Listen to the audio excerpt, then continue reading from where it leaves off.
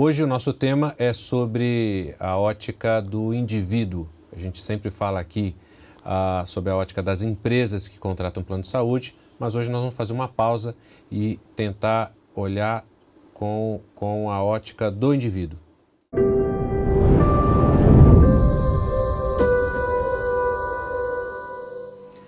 Adriano, pensando não no funcionário de uma empresa que tem plano de saúde, mas pensando no indivíduo que não tem este recurso pela empresa e está aí numa busca de como comprar um plano de saúde, eu te pergunto, como escolher um plano de saúde?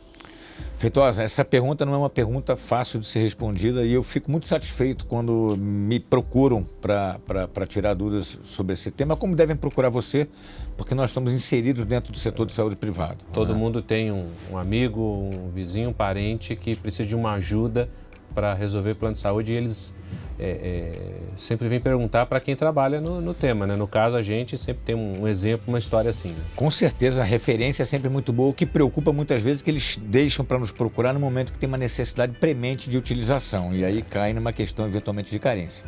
Mas eu sempre respondo essa pergunta, quando me perguntam qual é o melhor plano de saúde, que a pergunta é sempre assim. E aí eu volto com uma outra pergunta dizendo o seguinte, para que você quer um plano de saúde? E aí você escuta coisas do tipo, eu quero um plano de saúde que dê cobertura a tudo. E em nosso dever, como pessoas que estão inseridas no setor, é alinhar as expectativas e dizer, olha, não há plano de saúde que dê direito a tudo. Ou quero um plano de saúde porque eu estou doente. Ou quero um plano de saúde porque estou doente. Você, se estiver doente, você vai fazer um plano de saúde e vai ter carências previstas em lei. Então é importante tratar desse assunto sempre de maneira bastante preventiva. Agora, deixar claro também que o plano de saúde ele tem cobertura de acordo com aquilo que está no contrato. E o contrato, ele cobre minimamente o rol de procedimentos que é autorizado pela Agência Nacional de Saúde e que é atualizado a cada 1 ou 2 anos. Então é importante a gente alinhar a expectativa, não há plano que dê direito a tudo. Né? O plano de saúde não é o SUS, ele é suplementar. Né? Ele vai cobrar adicionalmente aquele direito constitucional que você tem. Então, e aí eu emendo com outras perguntas. Você mora numa região onde a saúde pública, e essas regiões existem, ela atende bem do ponto de vista de atenção primária, por exemplo, eventualmente você pode procurar um produto apenas de cobertura hospitalar, que via de regra custa pouco mais da metade, 60%, 70%, então já gera uma economia. Você tem o hábito de viajar bastante? Ou não, se você não tiver, você pode contratar um plano de saúde que está restrito ao seu município, a um grupo de municípios ao seu estado. Isso vai baratear também. Você acredita que há um certo preconceito? Eu acredito que sim, acho que você vai concordar, um certo preconceito com alguns temas dentro do contrato do plano de saúde, como por exemplo, se não tiver um determinado hospital, o plano não é bom, ou se for plano enfermaria e não for plano apartamento, não me serve. Você acha que tem uma dificuldade das pessoas compreenderem temas que são emblemáticos, mas que na prática talvez não façam tanta diferença assim, a não ser no preço, né? Eu acho que existe e por que isso acontece? Porque hoje não há... Qual é a qualidade efetiva da rede de hospitais que estão dentro daquele plano? Hoje o que se mede muitas vezes é hotelaria, né? Eu quero um hospital ou acomodação, comodidade. Mas é isso que se traduz na melhor assistência? Com certeza não é. E nesse sentido, os hospitais devem uma resposta àquele que contrata o plano de saúde, divulgando quais são os seus indicadores. Por que ele é melhor naquela especialidade do que um outro hospital? Há uma outra ação que poderia ser feita, que ajudaria na escolha do indivíduo, que é entender se os hospitais têm algum tipo de acreditação, fazendo uma comparação com a rede hoteleira, a mesma coisa que dizer que um hotel é 5 estrelas, 4 estrelas, 3 estrelas. Esse entendimento já é claro na cabeça do indivíduo quando procura um hotel. Na área da saúde já existem certificações de qualidade, mas precisam ser levadas a conhecimento para que o indivíduo também possa fazer uma escolha dos hospitais que o seu médico indica, né, de um plano que tem os hospitais que o seu médico indica, e hospitais que sejam de comprovada qualidade. Eu queria que você colocasse de maneira mais simples para o usuário do plano de saúde que modalidades tem, né? Ou seja, bom, eu entendi que eu preciso escolher o plano baseado numa necessidade específica, a necessidade não é igual, mas agora ele precisa escolher que modalidade comprar, né? Porque Não é à toa que a maioria dos planos são empresariais, né? O usuário está limitado na escolha dele. Queria que você falasse um pouco sobre isso. Basicamente existem 3 modalidades de planos de saúde. Os planos individuais, que infelizmente hoje são difíceis de serem encontrados porque as operadoras desistiram de comercializar esses planos, são poucas aquelas que não oferecem. Portanto, o indivíduo acaba ficando refém de um plano, ou limitado a um plano de saúde coletivo por adesão, que é um plano que ele, desde que vinculado a uma determinada categoria, ele é um médico, ele é um engenheiro, ele é um arquiteto e está em dia com a sua contribuição associativa ou sindical, ele pode fazer jus a contratar o plano de saúde através da sua entidade de classe. Esse é um caminho. Aliás, é o segmento que cresceu no momento em que houve, num período em que houve o decréscimo de pessoas com plano de saúde individuais, ou você pode ter uma pequena empresa, né, e contratar o plano através dessa pequena empresa. Hoje já existem planos que comercializam, operadores comercializam planos até 2, 3, 4, 5 vidas. Então pode ser esse o caminho. Infelizmente o caminho do plano individual, como existia no passado, hoje ele é bastante difícil de ser encontrado.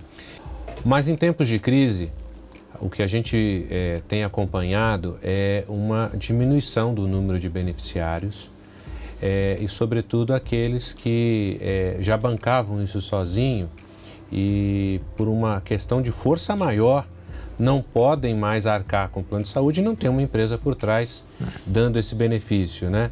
Como lidar com a restrição orçamentária? Ou seja, é uma família que estava bancando sozinha seu plano de saúde, mas precisa de alternativa porque a opção que ele tinha estava caro. Tem alternativa? Tem alternativas de maneira que, de forma que o plano de saúde tem um custo menor, naturalmente atrelado ao maior desembolso do indivíduo na utilização, já falo sobre isso, ou de um produto com menor cobertura. Vou dar 2 exemplos. Isso é tão verdadeiro que recentemente eu fui abordado por pessoas que receberam das suas operadoras de plano de saúde, no momento do reajuste, alternativas exatamente mais baratas. E elas incluíam basicamente 2 frentes. Uma é, você quer o mesmo produto, mas apenas com cobertura hospitalar, e com isso você preserva o grande risco e os hospitais que você procuraria se necessário, mas passa a arcar com despesas ambulatoriais, né, com um pequeno risco. Ou uma outra alternativa que também eu observei acontecendo através dessas pessoas que me procuravam, é passar a introduzir o conceito de coparticipação, que é altamente pedagógico, é fazer com que quem usa pense com o chapéu de quem paga. Isso faz com que o teu custo mensal seja menor, mas em contrapartida você vai pagar um pedaço daquilo que você tiver como despesa via de regra ambulatorial. Então essas são maneiras de enquadrar o benefício na realidade do orçamento e nas necessidades que aquele indivíduo, aquela família tem. Mas você entende que essas questões que são até bastante técnicas, né? A única fonte de informação seria o corretor, seria a entidade de classe, onde você entende que o usuário pode encontrar essas informações? O corretor, sem sombra de dúvida nenhuma. E tem também a Agência Nacional de Saúde, que produz uma série de informações, de indicadores. Tem programas, inclusive, voltados exatamente para avaliar a qualidade da operadora. Você tem um índice de desenvolvimento do setor da saúde suplementar, que mede um indicador de cada operadora. Você tem programas como Olho Vivo, você tem a interrupção de comercialização de planos de saúde, que ocorre a cada 3 meses, quando aqueles planos passam a ter dificuldade ou restrição de acesso para o usuário, que fazem as suas reclamações. Então tem um órgão regulador, é um bom caminho para se procurar obter diversos tipos de informações, desde a solidez daquela operadora que você está contratando, até o grau de aderência às necessidades do consumidor e de cumprimento de contratos.